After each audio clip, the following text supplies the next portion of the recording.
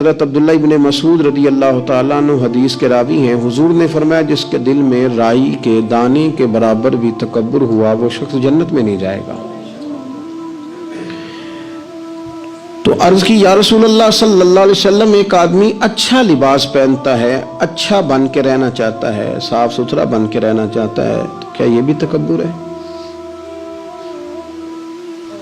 تو سرکار نے فرمایا نہیں، اللہ تو خوبصورت ہے، خوبصورتی کو تو پسند فرماتا ہے۔ تو یا رسول اللہ صلی اللہ علیہ وسلم پھر تقسیم کس طرح کریں، تکبر کے مفہوم کو کیسے سمجھیں؟ تو دو باتیں نبی پاک علیہ السلام نے ارشاد فرمائیں، سارے عنوان کو ان دو باتوں میں سمجھا جا سکتا ہے۔ محبوب فرمانے لگے تکبر تو یہ ہے کہ بندہ حق قبول نہ کرے اور دوسرے بندوں کو اپنوں سے حقیر سمجھے۔ اگر تیرا کوئی بھی کمال قبول حق میں رکاوٹ بن گیا تب تو متکبر ہے، اور اگر کسی بھی مقام پر جا کر تو کسی کو حقیر سمجھنے لگ گیا ہے پھر تو متکبر ہے۔ ورنہ اچھا لباس پہننے سے بندہ متکبر نہیں ہوتا، اچھی گاڑی میں بیٹھنے سے بندہ متکبر نہیں ہوتا، اچھے گھر میں رہنے سے بندہ متکبر، بلکہ حضرت باجید بستامی رحمۃ اللہ علیہ تو یہاں تک فرماتے ہیں کہ میں نے بہت بڑے بڑے مکانوں میں درویش بستے دیکھے اور میں نے بڑے بڑے جبوں کے اندر تکبر کو ملاحظہ کیا، غرور دیکھا میں نے وہاں۔ عزیز دوستو، اپنے ذہنی سطح اس طرح کی بنائی جائے کہ مزاجوں میں ٹھہراؤ رہے، طبیعتوں میں ہمیں نہ دو تین چیزیں بڑا پریشان کرتی ہیں۔ بعض لوگ ایسے ہیں جو کسی بڑی برادری میں جس کو وہ بڑا سمجھتے ہیں، باقی تو اللہ کو پتہ ہے نا بڑا کون ہے۔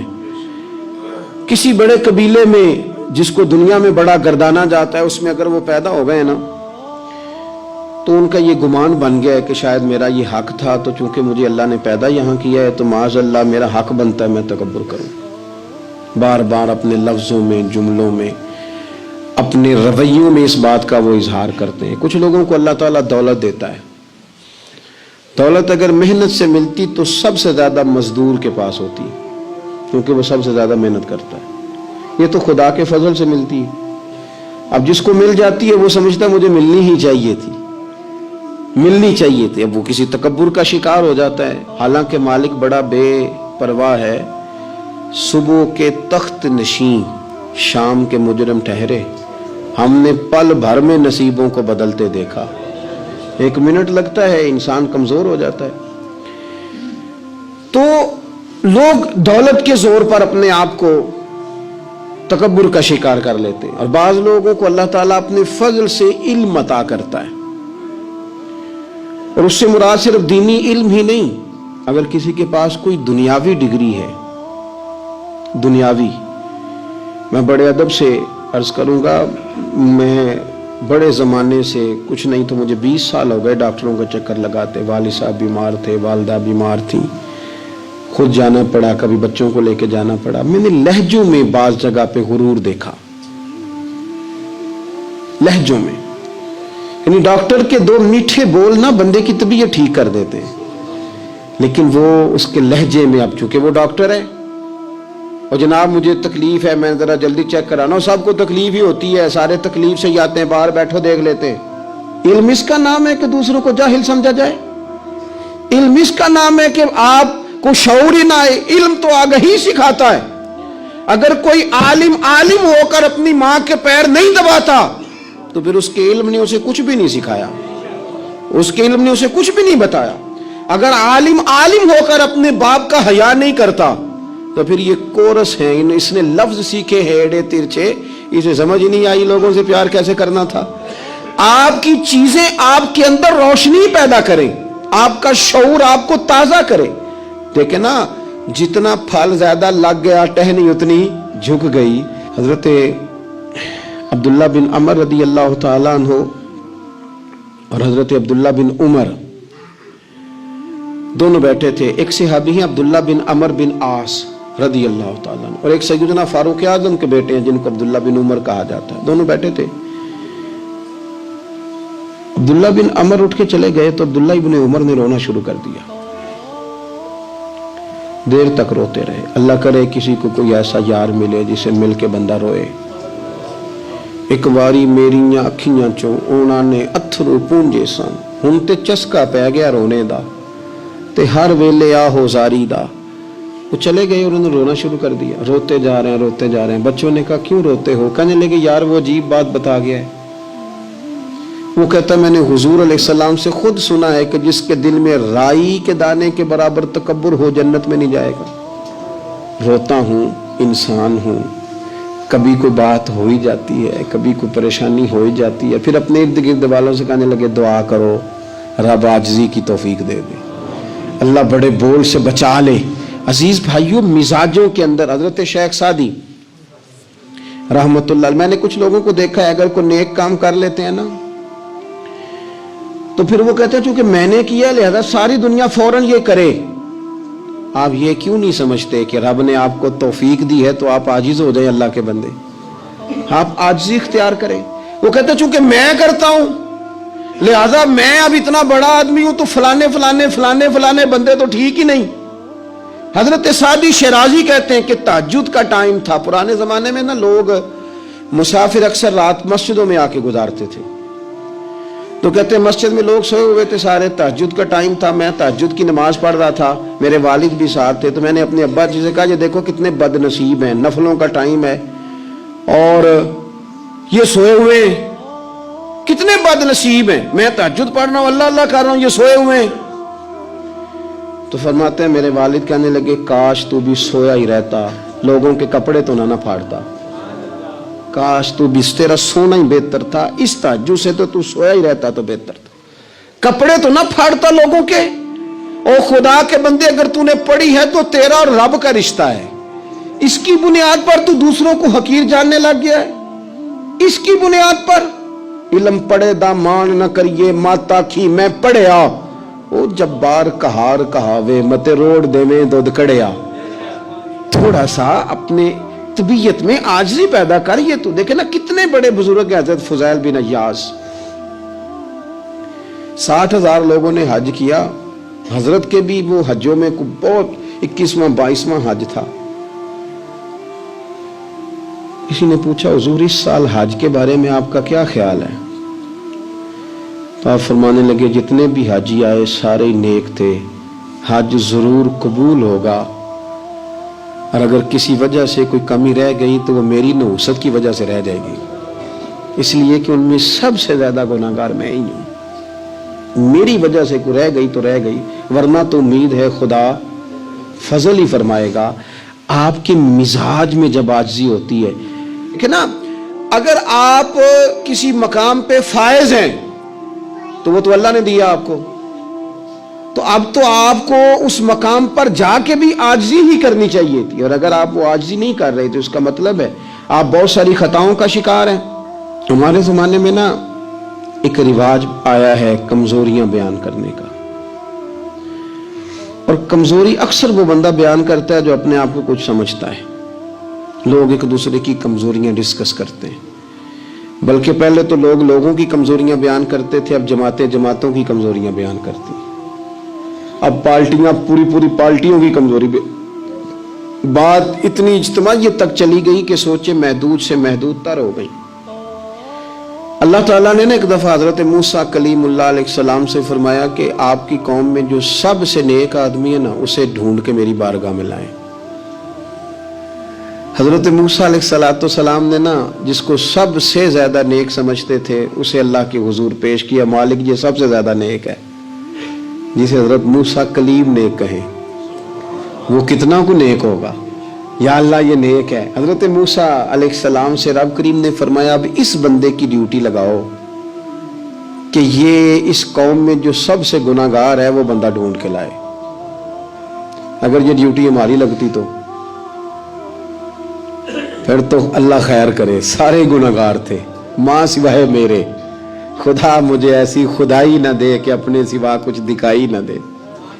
جناب اس کی ڈیوٹی لگائیں. حضرت موسیٰ کی گواہی ہے یہ سب سے زیادہ نیک ہے، اس کی ڈیوٹی لگائیں یہ سب سے گناہگار بندہ ڈھونڈ کے لائے. آپ نے ڈیوٹی لگا دی تو وہ عرض کرنے لگے حضور 3 دن کی مہلت دے، میں بندہ ڈھونڈتا ہوں. 3 دن 3 راتیں گزر گئیں. آنے کا وقت آیا تو اسی نیک آدمی نے کیا کیا، اپنے گلے میں رسی ڈالی اور اپنے ہی ہاتھ سے پکڑ کے لا کے حضرت موسیٰ کلیم کے دست مبارک میں دے کے کہا حضور 3 دن کوشش کی ہے، سب سے زیادہ گناہ گار میں ہی ہوں۔ برے بندے میں لبن ٹریا تے جگ تے ملیا نہ کوئی، تے اپنے اندر چاتی پائی تے میتھوں برا نہ کوئی، میں ہی ہوں۔ تو حضرت موسیٰ کلیم علیہ السلام فرمانے لگے یہ تو نے کس طرح تجزیہ کیا؟ عرض کی حضور بعض لوگوں کی نا چھوٹی موٹی کوتاہیاں میرے سامنے تھیں، اس پر میں نے غور کیا، لیکن ان کی غلطیاں یقینی نہیں تھیں، میرا گمان ہی تھا، پورا مجھے یقین نہیں تھا کہ یہ غلطیاں ہیں، لیکن جو میری غلطیاں تھیں ان کا مجھے پورا یقین تھا کہ یہ ہیں۔ کسی کی غلطیاں میرے سامنے یقینی نہیں تھی، اپنی کوتاہیاں میرے سامنے یقینی تھیں، اور جو زیادہ یقینی چیزیں تھیں نا اس پر جب میں نے غور کیا تو پھر میں سمجھا کہ اس بستی میں سب سے گناہ گار میں ہی ہوں۔ آپ مجھے نا بتائیں اب میرے لیے آپ نے کیا کرنا ہے؟ جناب موسیٰ وہیں کھڑے تھے تو رب کریم نے حضرت موسیٰ سے کلام فرمایا، وحی فرمائی، فرمایا میرے کلیم اس کو جو سب سے زیادہ فضیلت ملی ہے وہ نمازوں کی وجہ سے نہیں ملی، یہی اس کی عاجزی ہے جس کی وجہ سے رب نے سب سے زیادہ فضیلت عطا فرمائی۔ یہ اس کے ذہن کے اندر بات ہے جس سبب سے اللہ تعالیٰ نے اسے یہ اعزاز دیا۔ تھوڑا سا نا چیزوں کو سمجھا جائے، انسان اپنی ذہن سازی کرے، اپنے اوپر غور کرے۔ ہم اپنے آپ کو 2 4 5 چیزیں دیکھ کے تسلیاں دے کے بیٹھ جاتے ہیں کہ نہیں نہیں چھوڑ، تو ساری دنیا اتنی خراب ہے، تو فلانی نیکی بھی کرتا ہے۔ اس سے نا انسان کی روحانی زندگی کمزور پڑ جاتی ہے، اس کے افکار پہ میل کچیل چڑھنے لگ جاتی ہے، وہ آہستہ آہستہ کمزور ہونے لگ جاتا ہے۔ کچھ بھی فرق نہیں پڑتا اگر طبیعت میں عاجزی آ جائے تو کوئی فرق، مثلا کیا ہو جائے گا اگر کوئی شخص تھوڑا بہت اگر کام کر لے، اگر کسی وقت وہ کوئی عاجزی اختیار کر لے تو اس سے فرق پڑ جائے گا۔ اور میں نے دیکھا سوسائٹی کا یہ ماحول بن گیا، وہ جناب تسا شاہ پر چکے ہے، اور بڑے اور انداز میں لوگ بات کرتے ہیں، اپنی طبیعتوں پہ بوجھ ڈالا جائے۔ ہمارے ہاں نا ایک لمبی لسٹ ہے ان لوگوں کی جن کی وجہ سے ان کے اپنے تکلیف میں یعنی کیا مثلا کیا کہہ سکتا ہے بندہ؟ داماد کو کہہ سکتا ہے کچھ، لیکن اس نے مصیبت کھڑی کی ہوئی ہے، وہ بیٹی کو اور نواسوں کو لے کے آتا ہے تو دروازے پہ چھوڑ کے چلا جاتا ہے، کہتا ہے سٹیٹس ہی نہیں میرا۔ میں ایک جنازے پہ چلا گیا تو قبرستان میں ایک فیملی میں کسی کا انتقال ہو گیا، تو قبرستان میں ان کا داماد اپنے بردر اللہ سے سالے سے کہہ رہا ہے کہ وہ تم نے تو اپنے ابا کی قبر پہ تختی بھی نہیں لگائی، اتنے بھائیوں تختی بھی نہیں لگا سکتے۔ وہ کہنے لگا بھائی جان بس وہ مصروفیت رہی ہے، قبر تو پکی کرا دی تھی تو بس تھوڑے دنوں میں لگوا دیتے۔ وہ بیچارہ نا ادھر ادھر میری طرف بھی دیکھ رہا ہے کہ لوگ سن، اور وہ ڈھٹائی سے باتیں کیے جا رہا ہے کیونکہ وہ داماد ہے، ان کی بیٹی گھر ہے، مفت کی بلیک میلنگ ہے۔ وہ بندہ چلا گیا، میں نے اس کا بازو پکڑ کے سائڈ پہ کر لیا، میں نے کہا یار تجھے قبروں میں بھی اللہ نہیں یاد آیا؟ یہ مفت کی جو آزمائشیں ہم لوگوں کو ڈالتے ہیں نا، اس سے بچیں۔ بلا وجہ کہ جناب وہ مجھے پوچھا نہیں تو مجھے جناب دیا نہیں تو میری بھی کوئی حیثیت تھی، آپ اس طرح نہ گنوائیں۔ ان سے چیزیں چھلکتی ہیں، ان سے محسوس ہوتا ہے کہ آپ چھوٹے آدمی، اس سے محسوس ہوتا ہے کہ ہم کمزور پڑ گئے، ہم نے کس بنیاد پر لوگوں کو لوٹنا اور تاڑنا اور لتاڑنا شروع کر دیا۔ انسان ہوتا ہے، اور وہ جب ان چیزوں سے نکل جاتا ہے نا تو محسوس ہوتا ہے کہ وہ بندہ بڑا آدمی ہے کہ جو نہ اسے کوئی یہ پرواہ ہے کہ مجھے کوئی بٹھائے کہاں پہ، نہ اسے کوئی یہ ٹینشن ہے کہ کوئی یہ۔ میں نے دیکھا ہے بعض بڑے لوگ ان چیزوں سے ویسے نکل جاتے ہیں۔ حضرت عمر رضی اللہ تعالیٰ عنہ مال غنیمت کا اونٹ گم ہو گیا تو تلاش کر رہے تھے، تو ایک بندے نے کہا کسی غلام کو کہہ دیتے، فرمانے لگے میں بھی تو غلام ہی ہوں، میں بھی تو اپنے محبوب کا غلام ہوں، کسی غلام کو کہہ دیتے، اس کا کیا مطلب؟ اس لیے اس تکبر سے اپنے آپ کو بچا کے لوگوں کے لیے آسانی کی جائے، اپنوں کو پیار دیا جائے، اپنوں کو محبت دی جائے۔ جب آپ کسی سے پیار کریں گے، اعزاز دیں گے تو اس میں محسوس ہوگا کہ ہماری اپنی بھی کوئی شان ہے، عظمت ہے، ہم وزادار ہیں۔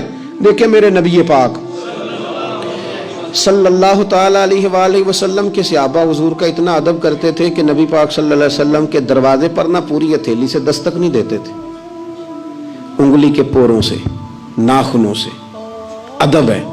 وہ کسی نے کہا تھا کہ باب جبریل کے پہلو میں ذرا دھیرے سے، ख्वाजा फखरुद्दीन फरमाते हैं, बाब जिब्रील के पहलू में जरा धीरे से फख्र कहते हुए जिब्रील को यूं पाया गया, हमने ना पलकों से दरे यार पे दस्तक दी है, क्योंकि जरा आवाज ऊंची हुई तो उम्र का सरमाया गया। सहाबा यूं अदब करते कि ऊंचा सांस नहीं लेते थे हुजूर की बारगाह। नबी पाक सल्लल्लाहु अलैहि वसल्लम के वजूद से वजू का पानी तो वो नीचे नहीं गिरेगा, वो नीचे थैलियां कर देते। आंखें हुजूर की बारगाह में नहीं उठाते थे। बाद से पूछा दाता हुलिया बयान कर दो, कहते थे इतनी जरूरत ही नहीं थी हुजूर को देख सके। वो इतना अदब करते, लेकिन नबी पाक सल्लल्लाहु अलैहि वसल्लम का उनके साथ मामला क्या था? जंगे बदर के लिए जब सवारियां जा रही थी ना, तो एक एक सवारी पे 3-3 लोग थे। तो इस्लाम मजहब बड़ा हसीन है ना, ये रहमत लिल आलमीन महबूब का पैगाम है ना। अब एक एक सवारी पे 3 बंदे बैठेंगे, तकलीफ होगी। तय ये पाया कि 2 बैठ जाएं, एक पैदल चले। नबी पाक सल्लल्लाहु अलैहि वसल्लम ने फरमाया मुझे भी 2 बंदे दे दो। नसीबा जागा सैयदना अबू लुबाबा का, हजरत अली अल मुर्तजा शेर खुदा का। ये दोनों रसूल पाक सल्लल्लाहु अलैहि वसल्लम के साथ हैं। अब एक दफा बारी हजरत अबू लुबाबा सरकार के पीछे बैठेंगे, मौला अली पैदल चल रहे हैं। उस शख्स का कमाल तो देखें जिसके हाथ में उस सवारी की लगाम है जिसके सवार मदीने वाले रसूल है सल्लल्लाहु ताला अलैहि वसल्लम। फिर बारी आई हजरत अली पीछे बैठे, लगाम हजरत अबू लुबाबा ने थाम ली। वो सुए लालाजार फिरते हैं और तेरे दिन ए बहार फिरते हैं। नबी पाक सल्लल्लाहु अलैहि वसल्लम की सवारी की लगाम थामी हुई, बारी लग गई, हुजूर ने पैदल चलना है। क्यों हाथ बांधे हैं दोनों ने, अर्ज की हुजूर खादम जो हाज़िर हैं, मेहरबानी करें ना, आप बैठे ना, हम पैदल चलते हैं आपकी बारी। तो नबी पाक सल्लल्लाहु अलैहि वसल्लम का जो लहजा है इज्जत देने का, 2 जुमले हुजूर ने कहे। आप दोनों जुमलों में हुजूर ने जो गुलामों को इज्जत दी वो भी देखिए, समझाने का अंदाज भी देखिए, और उम्मत के दिलों में आजिज़ी पैदा करने का तरीका भी देखिए। हुजूर सैयद आलम अलैहिस्सलातु वस्सलाम फरमाने लगे तुम दोनों मुझसे ज्यादा ताकतवर हो, तुम ज्यादा ताकत रखते हो कि पैदल चलो, मैं भी चल सकता हूं। और फिर फरमाया तुम दोनों को कुछ ज्यादा अजर की जरूरत है, मैंने भी तो अपने रब से अजर लेना है ना, दीन के रास्ते में चलने का मैंने भी तो अजर लेना है। थोड़ी देर हुई एक आया कालियां जुल्फां वाला, थोड़ी देर ही हुई एक आया सी कालियां जुल्फां वाला, वो 2 घड़ियां ही मेरे मन में रुके है, कर गया नूर उजाला। इतना करम 2 जुमलों से तबीयत ही बदल गई। फरमाया तुम को ज्यादा ताकतवर हो, तुम्हें कुछ ज्यादा अजर चाहिए। आप अगर प्यार करेंगे ना, थोड़ी थोड़ी मोहब्बत करेंगे, थोड़ा थोड़ा अंदाज आप इख्तियार करेंगे। मैंने देखा है कोई अफसर साहब बन गए हैं, कोई पीर साहब बन गए, कोई लामा साहब बन गए, नाराज ना होना, कोई नमाजी साहब बन गए, कोई हाजी साहब बन गए, कोई फलाना साहब बन गए, तो बस वो हम कुछ ना कुछ बन ही गए हैं। और जिन लोगों को हमारी वजह से सुकून मिल रहा था वो ढूंढ रहे हैं, पुत्र मिले, भाई मिले, शागिर्द मिले, दोस्त मिले। ये सारी सूरतें भी तो लोगों को चाहिए। और आपकी अजमत में, शान में कोई फर्क नहीं पड़ता। आप अगर कुछ है ना, सदर अगर ऐवान सदर में हो तो फिर भी सदर ही होता है, और अगर दौरे पे हो तो फिर भी सदर ही होता है। हजरत उमर बिन अब्दुल अजीज रहमतुल्लाह अलैह ना, आपको खादिम दिया गया था, बादशाह वक्त थे ना, खादिम मिला हुआ था। एक रात को आपके पास रहता था, एक दिन को रहता था। रात को एक मेहमान आ गया तो चिराग जल रहा था, जनाब उमर बिन अब्दुल अजीज रहमतुल्लाह अलैह कुछ लिख रहे थे, तो वो खादिम की आंख लग गई, वो सो गया। इंसान ही है ना, नींद आ ही जाती है, लेकिन वो आती है साहब को, चौकीदार को तो नहीं ना आनी चाहिए। फिर साहब कहते हैं तो तनख्वाह का दी लेना है, तेनू रखिया का दे लिए, यही लफ्ज है ना जी, उसको तो नहीं ना आनी चाहिए, ड्राइवर को तो नहीं ना आनी चाहिए, वो तो नींद तो शायद सिर्फ मालिक के लिए, ड्राइवर के लिए थोड़ी है। तो उसकी आंख लग गई, उसे नींद आ गई खादिम को। हजरत उमर बिन अब्दुल अजीज, वो चिराग जल रहा था तो वो गुल होने लग गया, बुझने लग गया। मेहमान कहने लगा हुजूर मैं ठीक कर दूं, फरमाने लगे नहीं, मेहमानों से खिदमत नहीं लेते, खादिम को जगा दे। फरमाने लगे जागते रहता है, आज ही सो गया है, किसी वजह से थक गया हो। हजरत उमर बिन अब्दुल अजीज खुद उठ के गए, चिराग की बत्ती ठीक की, सलाई के साथ दोबारा जलाया, आके बैठ गए। अब जाहिर है कि बादशाह से मिलने को बादशाह ही आया होगा, कोई वजीर ही आया होगा, तो उसने अपने लेवल की बात की। कहने लगा हजरत साहब इसको किस लिए रखा हुआ है, सो गया, इसको जगाते। तो वो तो बड़ी जलाल में बात कर रहा था ना, और वो बड़ा तनकीद का उसका लहजा था कि इसको क्यों नहीं उठाया। तो हज़रत उमर बिन अब्दुल अजीज उसको नॉर्मल जिंदगी में ले आए वापस, उसको खींच के दोबारा दुनिया पे ले आए, जमीन पे। फरमाने लगे तू इतना क्यों परेशान होता है, मैं जब चिराग ठीक करने गया था तब भी उमर बिन अब्दुल अजीज ही था, और जब वापस आया हूं ठीक करके तो फिर भी उमर बिन अब्दुल अजीज ही हूं। मसलन मेरी कौन सी साइड उधर गई है, मैं वही हूं। खुदा के बंदे क्या हो गया, वही हूं। तू किस परेशानी का शिकार हो गया, मैं वही हूं। दानशमंदा दा कम नाही दिल दुनिया ते लाना, इस वोटी ते लख खामद कीते, जो कीता सो खाना। बड़े बड़े ओहदे मिलते हैं दुनिया, बड़े बड़े जागीरदार होते हैं, फिर वो चले जाते हैं। तो दानशमंद आदमी दिल नहीं लगा के बैठ जाता। इसलिए लहजों में आजिज़ी, अंदाज में आजिज़ी, रवैये में आजिज़ी, बोलने में आजिज़ी, बात करने में आजिज़ी, किसी से मिलने में आजिज़ी, किसी से लेने में भी आजिज़ी और अता करने में भी आजिज़ी, और नज़रों में भी आजिज़ी, ज़हनों में भी आजिज़ी, दिल में भी आजिज़ी। और ये कहाँ से मिलेगा, ये दरवाज़ा रसूल से मिलेगा। तेरी सूरत तेरी सीरत ज़माने से निराली है, और तेरी हर एक अदा प्यारे अदाए बेमिसाली है।